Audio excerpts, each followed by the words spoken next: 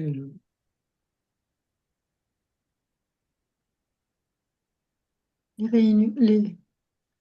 Les,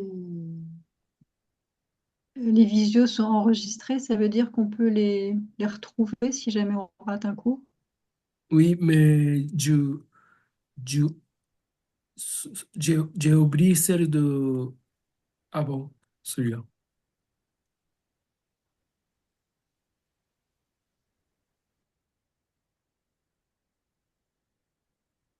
Ah, par exemple, celle de dernier, il est là, le replay,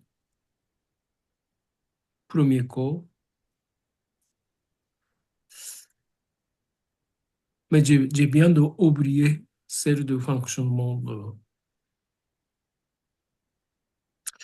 Alors, donc, je parle de respiration visualisée.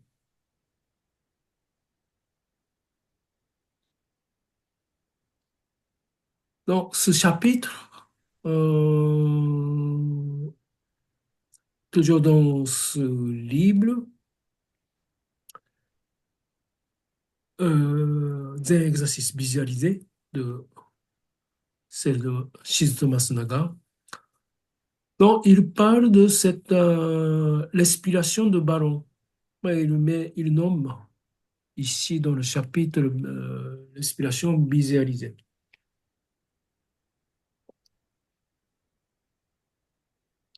Donc, qu'est-ce que c'est cette respiration visualisée ou l'autrement respiration de ballon? C'est exactement comme ce que j'ai parlé et on a fait tout le temps dans le moment de Doin. Quand on inspire, on visualise que notre corps est comme en forme de ballon. Et quand on inspire, à partir de notre centre, énergie, et l'autre monde est l'air qui pousse notre ballon vers l'extérieur et on gonfle notre ballon en inspirant. Et en expirant, donc là, quand on inspire, à l'entrée, on pousse vers l'extérieur jusqu'à au bout du pied, au bout du doigt, et on gonfle comme le ballon poupée. Et donc, au moment d'inspiration, et quand au moment de l'expiration, l'air ou énergie dans la forme de l'air qui sort vers l'extérieur. Et ce ballon poupée qui dégonfle. Donc, si vous avez déjà venu dans mon cours de shiatsu, ou même d'Oin, on fait tout le temps ça, qui est qui n'est pas qui n'est pas l'invention unique de Masunaga. Masunaga a, a fait en observant tous les exercices orientaux comme la forme de yoga, comme forme de tai chi ou qigong. Il essaie d'expliquer cet exercice oriental l'autre manière, comme en utilisant le ballon. Et là, il parle de cet centre qui pousse depuis le centre de ballon. Là, traditionnellement, par exemple, ce centre-là, on parle de le nom qui s'appelle tanden. Donc, ça veut dire que tout ce qui est de cette façon de respiration, tout ça, c'est pas de tout, je répète, invention de Masunaga, c'est tous les exercices orientaux, il est basé sur cette point de vue-là. Mais uniquement, Masunaga a un peu modernisé et synthétisé en utilisant l'explication de ballon et peut-être il a poussé ce concept de ballon parce que tous sont exercices, un exercice visualisé et basé sur dessous.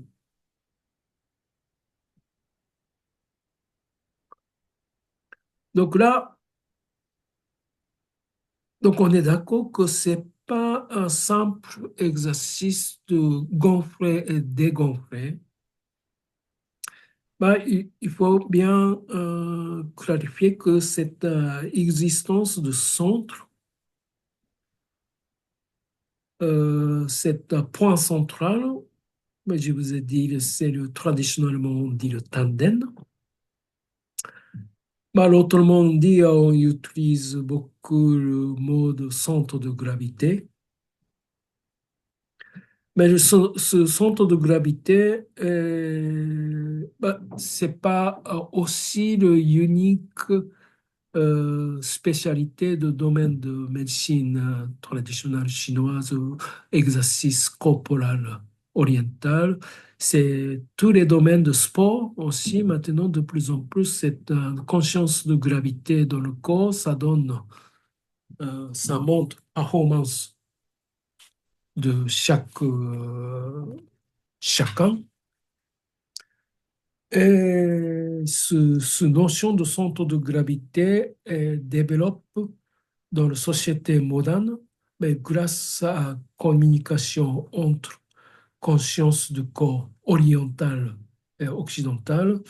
Donc, beaucoup de domaines. D'abord, ce conscience du centre de gravité autant que tandem au Japon, c'est beaucoup développé. Tous les, toutes les formes de d'abord toutes les formes de martial, comme karaté ou judo, ou toutes les formes de martial qui utilisent un maximum et qui cherchent le maximum son performance corporelle. Ce notion de centre de corps, c'est c'est vraiment le clé de, de développer notre performance. Et peut-être je vais parler petit à petit, mais c'est une notion de... Au Japon, ça paraît un peu partout dans culturellement, la notion de vente, c'est très important pour le culture japonais. Donc, c'est pas que le domaine martial, c'est pas que le domaine physique, c'est même un travail banal, physique, pour porter, par exemple, lourdes choses, ou même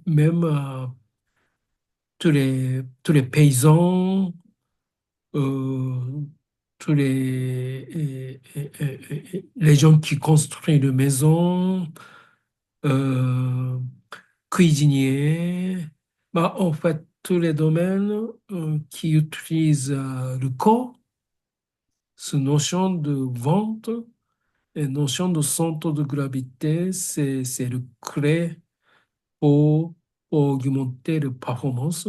Et c'est pas que l'augmenter la performance, mais si on parle de, comme un livre de Durkheim, qui s'appelle Hala, philosophe allemande qui est allé au Japon en 1920-30. Ce philosophe allemand, ils ont trouvé que le culture japonais s'est focalisé développement de vente euh, dans tous les sphères, d'abord bien sûr le physique et psychologique, mais aussi le spirituel et aussi le social. Si vous avez l'occasion, bah, je pense que certaines personnes connaissent ce livre. Il s'appelle justement Hala de Durkheim, parce que c'est un livre très connu dans le domaine. D'abord, c'était connu d'abord dans le domaine de Marshall en Europe. Après, c'est connu dans ceux qui parlent de culture japonais aussi. Et dans le domaine de shiatsu aussi, on parle pas mal. C'est le mot de hara. il fait connaître ce mot de hara japonais aux pays occidentaux. Et bien sûr, dans le domaine de shiatsu, nous, on est dans le domaine de shiatsu, on parle de hara. Mais on parle ce livre, mais on parle de hara. Par exemple, dans le gris de examen d'espèces, il parle que il faut, il faut juger, bah, il faut trouver que son présence de hara dans la pratique du shiatsu. Donc, tout ça, c'est présence de ventre et puis bah, la hara. Et dedans, il y a cette notion de centre de gravité, le tanden. Donc, bien sûr, le même simple respiration doit ab- d'abord avec conscience et puis tout de suite, étape suivante, c'est sans conscience parce que toutes les pratiques, si on a la conscience, c'est la première étape, c'est le niveau débutant. Après, avancement, si on peut effacer ce conscience-là, et répétition, automatisation, et aller au-delà. C'est ça le chemin qu'on propose. Mais pour arriver à ce niveau-là, il faut d'abord la conscience. Donc, respiration, c'est vraiment le clé de... il y a plusieurs niveaux sphères différentes. Donc, là, on peut dire clé de travail énergétique, mais comme, par exemple, culture, culture orientale, par exemple, méditation, toutes les méditations, c'est la respiration. C'est le recherche de méditation, recherche de respiration, méditation aussi. Pourquoi? Parce que le respiration, ça lié aussi à notre sphère psychologique et même ça dépasse jusqu'à le niveau de spirituel. Donc ça, à partir de cette simple notion de respiration ventrale, avec cette conscience de centre, on peut, parce que ça inclut dans toutes les cultures, d'abord le physique, qui vient qui vient de oriental, et de plus en plus, ce que je voulais parler, ça élargit dans le monde entier. Par exemple, il y a cette notion de gravité dans le corps avec la conscience, ça base ce que je voulais dire dans le domaine de sport actuel.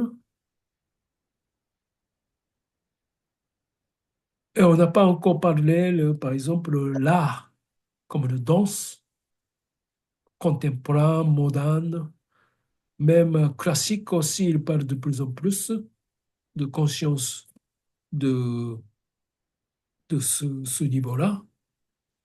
Et de plus en plus devient un peu comme un universel. Donc, ce point de vue-là, que l'inspiration visualisée est intéressant et il ajoute dans ce chapitre cette bienfait de cette visualisation. Et il arrive à parler de cette visualisation. Donc, visualisation, c'est l'image. Et il parle de cette visualisation dans l'origine de sens de vie. Qu'est-ce que ça veut dire, origine de sens de vie? il essaie d'expliquer cette origine de sens de vie dans le niveau de amibe. Donc, il parle que le amibe est un peu comme un égal, comme un être humain, dans ce sens-là. Et qu'est-ce que ça veut dire que l'image dans amibe? Bah, moi, j'essaie de comprendre que comment c'est un peu comme l'origine de la vie. Et si le amibe, il a le sens de exister autant que vie, il y a d'abord c'est le notion d'être vivant. Mais la première chose qu'on a de cette notion, c'est le amibe, c'est un peu le distinction entre extérieur et intérieur. Et ils ont une sorte de envie, mais c'est pas envie comme nous, êtres humains, mais envie d'exister. Et ils commencent, bien sûr, de chercher le nourriture vers l'extérieur. Et pour chercher cette nourriture extérieure, ils bougent, ils flottent dans l'environnement et ils essayaient de prendre l'alimentation vers l'intérieur de notre corps. Et aussi, il fait une sorte d'échange extérieur et intérieur en passant son peau. Et tout ça, c'est grâce à cette envie de vivre, envie d'exister autant qu'être vivant. Et cette visualisation qu'on peut utiliser autant que thérapie et aussi. Donc, c'est un peu de son livre. Donc, c'est un exercice visualisé. Pourquoi il a mis le visualiser? C'est un peu ce sens-là que la visualisation, c'est pas de tout simple image dans la tête. C'est plus large et très vaste et plus large. Et on peut utiliser cette visualisation, d'abord la simple visualisation, le pot comme le ballon, et, et se baser sur dessous autant que le clé pour, pour sortir le étirement de peau. Plus précisément, en faisant l'exercice, on essayait de étirer et lâcher le méridien focalisé sur le position qui le pond. Voilà, c'est le texte un peu long. Bon, un peu, c'est pas énorme, mais c'est un peu comme une explication par rapport de ce chapitre-là. Est-ce qu'il y a des questions?